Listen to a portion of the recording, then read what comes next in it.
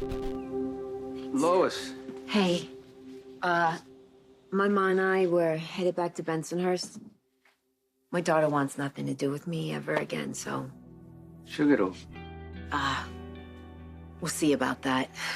You know, I can't talk to Brook Lynn on your behalf. No, don't even bother. I'm worried about Gio. Okay, he's got no one looking out for him. Yeah, I'll do everything I can for our grandson.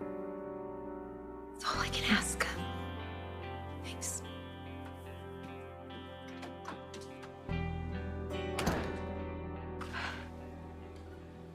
Gio, I know how hard this is, but I'd really like it if you stayed. I know we can work through this. I get that they lied to the both of us.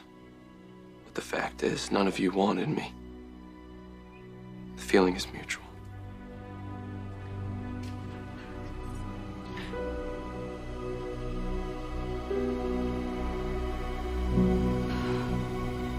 What up, y'all? This your boy Ace here, and welcome to Afternoons Delight. So, the Cerullos were out of the household at this point, and Brook Lynn threw Lois and Gloria out on their asses back to Bensonhurst. And it was cold. Like, the way Brook Lynn did that was so cold and wrong, bro. I was pissed, but this time I didn't have enough energy to really ran at the Brook Lynn. I've been doing it the last couple of last couple of episodes, especially on Friday's episode. I just went off on her, but I just added more energy to really get after Brook Lynn at that point. So yeah, man. But let's get to this, man. So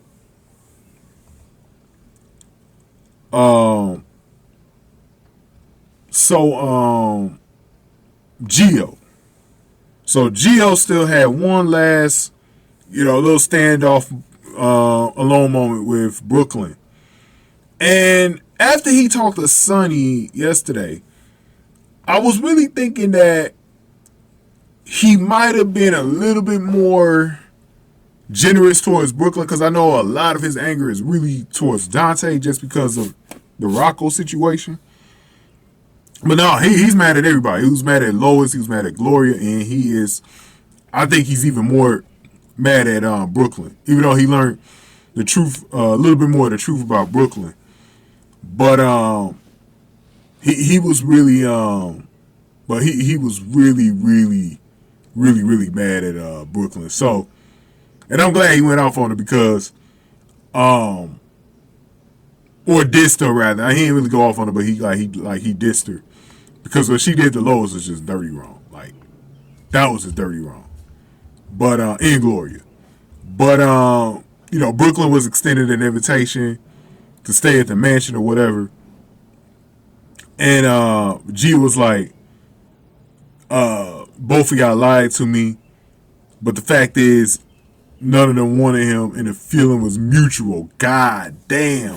When he said the feeling was mutual, I was like, damn. Then he walked out on Brook Lynn, bro. He don't want to have nothing to do with her. So that kind of lets you know where this is at right now. Like, this actually has gone in a direction where I really kind of wasn't expecting it.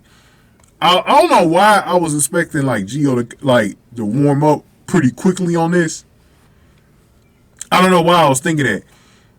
I actually prefer them dragging it out a little bit, him being mad, because it's more realistic, and it kind of gives them an angle in the way they want to play this.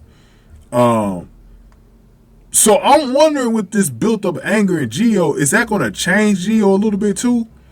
Because somebody was saying that does Gio go all the way to the dark side and really maybe starts to want to get his inkling in the mob business. Because remember, that was something that was teased when they were talking about his trust and all that stuff. Remember when they were talking about that stuff? So it's got me really thinking about that right now, bro. Like, man, would they go back into this? Like, this is crazy.